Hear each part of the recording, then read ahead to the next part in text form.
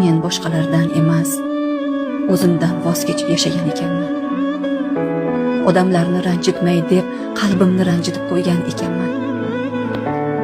Boshqalarni eshitay deb o'zimni eshitmay qo'ygan ekanman.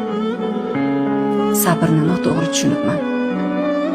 Chidash deb sukutni, tavakkul deb o'zimni unutishni tanlabman.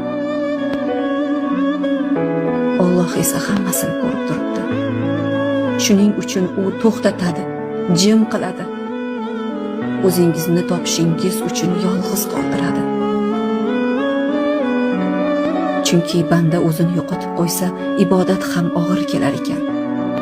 Qalb charchasa, hatto duo ham ko'z yoshga aylanar ekan. Bugun tushundim.